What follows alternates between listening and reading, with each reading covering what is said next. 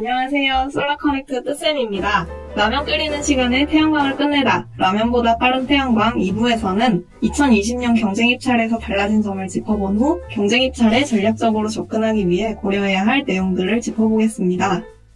2020년 상반기 경쟁입찰 공고가 올라왔습니다. 공고 용량은 총 1200MW고요. 지난 하반기 대비 700MW, 비율로는 2.4배 확대된 수치입니다. 입찰 기간은 1차는 4월 10일 금요일까지, 2차는 4월 17일 금요일까지입니다. 상한 가격은 육지는 172,465원, 제주는 177,540원입니다. 2017년 상반기 이후 상한 가격은 매년 5,000원 내외로 하락했습니다만 이번 연도 하락폭은 육지 기준 8,095원으로 2017년 이후 역대 최고 하락폭을 기록했습니다. S&P 기준 가격 역시 대폭 하락했는데요. 2020년 S&P 기준 가격은 89,980원입니다.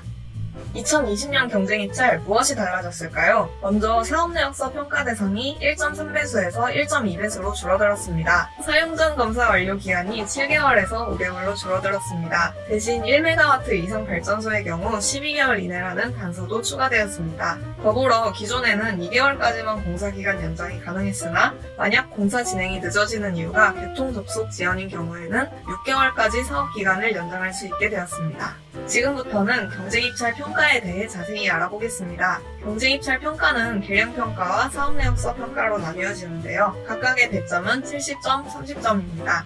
우리가 흔히 말하는 입찰 가격은 계량평가 산정을 위한 지표로 사용됩니다. 경쟁입찰 평가 절차에 대해 알아보겠습니다.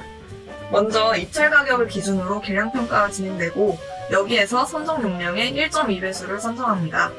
이후 계량평가를 통과한 1.2배수에 대해서만 사업내역서가 평가되는 것입니다. 즉, 계량평가와 사업내역서 평가가 동시에 진행되는 것이 아니라 1차적으로 입찰 가격에 따라서 1.2배수가 걸러진 후 이 안에서만 사업내역서가 평가되는 것입니다. 이후 각 용량 부분별로 해당 선정 용량 범위 내에서 계량평가 점수와 사업내역서 평가 점수의 합계 점수가 높은 순으로 최종 선정이 이루어집니다. 여기에서 용량 부분은 가중치가 고려되지 않은 용량이고요. 선정 용량은 가중치가 고려된 용량입니다. 계량평가는 총점 70점이며 입찰 가격에 따라 점수가 산정됩니다.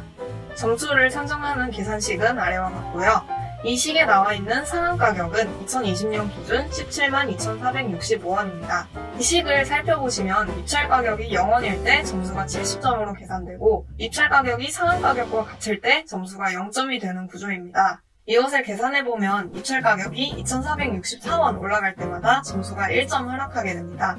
다음으로 사업내역서는 총 3개 항목에 따라 평가되며 항목당 최저점은 8.5점, 최고점은 10점입니다. 즉 총점 30점 중 최저점이 25.5점입니다. 2020년 경쟁입찰, 전략적으로 접근하기 위해 필요한 것은 무엇일까요? 입찰 참여 전 고려해봐야 할 요소들을 찝어보았습니다. 첫 번째로 과거 데이터를 살펴봄으로써 시장 흐름을 읽어야 합니다. 선정 평균 가격, 경쟁률, 현물시장 동향 등 다양한 지표를 살펴봐야 합니다. 댓글에 있는 링크를 클릭하시면 용량별 과거 데이터와 차트를 확인하실 수 있으니 참고 부탁드리겠습니다. 아래 그래프에서 파란 실선은 선정 평균 가격, 회색 점선은 계량평가 점수인데요. 선정 평균 가격은 점점 내려가고 계량평가 점수는 점점 높아지고 있는 추세를 확인할 수 있습니다. 또 다른 예로 입찰 경쟁률을 살펴보겠습니다. 작년 공고 용량이 500MW였음에도 불구하고 입찰에 참여한 용량이 3,652MW로 경쟁률이 7.3대 1을 기록하고 말았는데요. 특히 100kW 이상 1MW 미만 경쟁률이 11대 1이 넘었습니다. 그런데 이 용량은 한국형 FIT로도 해결되지 않는 용량이기 때문에 올해 경쟁률 역시 비슷할 것으로 예상됩니다. 여기에 신규 발전소와 기존 현물시장 참여자가 더 들어온 상황이기 때문에 2020년 경쟁률 역시 낮지는 않을 것으로 예상됩니다. 다음으로 입찰 가격 결정 시 주의사항을 생각해 보겠습니다. 극단적으로 말해서 입찰 가격을 0원으로 넣으면 압도적인 1위로 선정되실 수는 있습니다. 하지만 경쟁입찰에서 성공해도 너무 낮은 수익으로 손해를 보는 경우가 생길 수도 있을 뿐더러 만약 타 투자 수단과 수익성을 비교했더니 오히려 더 떨어진다면 굳이 태양광 사업을 할 이유가 없었을 것입니다. 그러나 또 한편으로는 입찰 가격으로 1.2배수가 걸러진 후 사업내역서 평가가 진행되는 것이며 더불어 사업내역서 최저 점수가 30점 만점에 25.5점이기 때문에 입찰 가격을 적정한 선에서 설정하는 것이 중요합니다. 정리하면 입찰 가격은 무조건 낮게 또는 무조건 높게 쓴다고 좋은 것은 아니며 자신의 금융 조건, REC 가중치, 계약 방식 등 다양한 요소를 복합적으로 고려해야 합니다. 따라서 입찰가별 수익률을 신중하게 따져본 후 적정한 선에서 결정하셔야 합니다. 솔라커넥트에서 보다 많은 사람들이 수익성을 빠르게 계산할 수 있도록 경쟁입찰 수익성 계산기를 만들었습니다.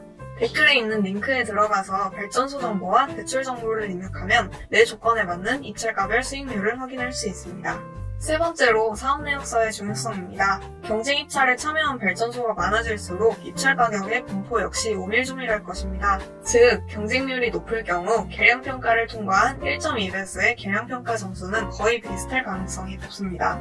따라서 1.2배수에서 1배수가 최종 선정되는 사업 내역서에도 신경을 써야 합니다. 마지막으로 고정가격 계약 방식을 사전에 고려하셔야 합니다. 계약 방식을 선택하는 시기는 선정 이후이지만 어떤 계약 방식을 선택하는지에 따라 향후 20년 동안의 수익이 달라지기 때문입니다. 이러한 계약 방식이 무엇인지 그리고 계약 방식별 특징은 어떤지는 이후 3부에서 더 자세히 다뤄보겠습니다. 라면보다 빠른 태양광, 오늘 2부에서는 경쟁입찰 전략적 접근하기에 대해서 알아보았습니다. 다음 3부에서는 계약 방식별 장단점 및 나에게 맞는 계약 방식을 다룰 예정입니다. 아래 댓글에 있는 링크를 클릭하시면 더 자세한 정보를 알아볼 수 있으니 참고 부탁드리겠습니다. 지금까지 솔라커넥트 뜨쌤이었습니다. 감사합니다.